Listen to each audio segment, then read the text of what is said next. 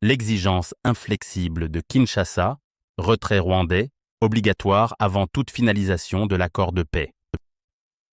Au cœur de l'impasse diplomatique entourant l'accord de paix signé à Washington le 27 juin 2025 entre la République démocratique du Congo et le Rwanda, les exigences de Kinshasa émergent comme un rempart inflexible. Un retrait effectif et vérifiable des troupes rwandaises du territoire congolais, condition sine qua non pour toute finalisation du cadre d'intégration économique régionale. Ce veto catégorique, imposé par le président Félix Tshisekedi lors des négociations finales à Washington le 3 octobre 2025, transforme les concessions minières, cobalt et coltan essentiels aux chaînes d'approvisionnement mondiales, en levier stratégique, forçant Kigali et ses alliés à plier face à une souveraineté bafouée depuis des décennies dans l'Est congolais.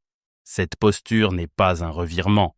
Dès la signature à Washington, sous l'égide de l'administration Trump, la RDC a martelé que le désengagement rwandais, prévu dans un délai de 90 jours, échéance fin septembre 2025, prime sur toute avancée économique, exposant les failles d'un pacte hybride où la sécurité précède impérativement les incitations régionales.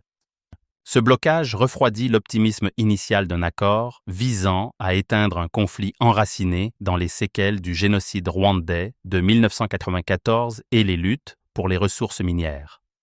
En contrepartie de ce retrait, l'accord prévoit la neutralisation des forces démocratiques de libération du Rwanda, un groupe rebelle Hutu opérant en RDC et perçu par Kigali comme une menace, malgré sa faiblesse objective, mais Kinshasa refuse d'avancer tant que la présence rwandaise, niée obstinément par Paul Kagame malgré des rapports onusiens confirmant un soutien au M23, proxy Tutsi pour le contrôle des mines, n'est pas éradiquée. Ce blocage refroidit l'optimisme initial d'un accord visant à éteindre un conflit enraciné dans les séquelles du génocide rwandais de 1994 et les luttes pour les ressources minières.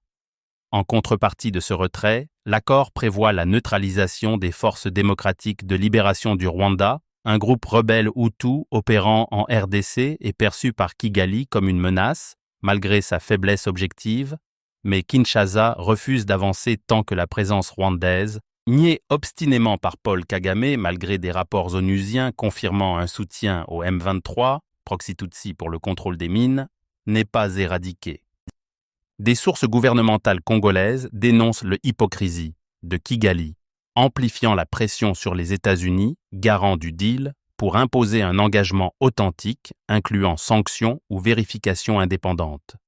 Aggravant la fracture, les positions de Massad Boulos, conseiller Afrique de Trump et architecte du pacte depuis avril 2025, ont cristallisé la fermeté de Tshisekedi.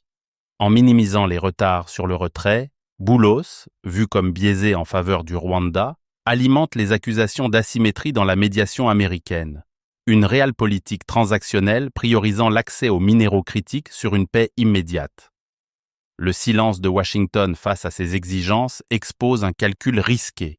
Ignorer Kinshasa pourrait perpétuer l'insécurité, affaiblir Tshisekedi face à des critiques internes et favoriser des rivaux géoéconomiques comme la Chine.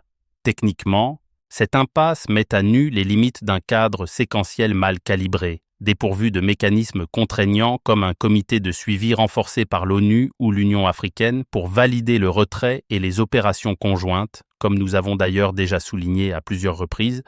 Les exigences de la RDC, centrées sur ce désengagement inconditionnel, ne tolèrent aucun compromis.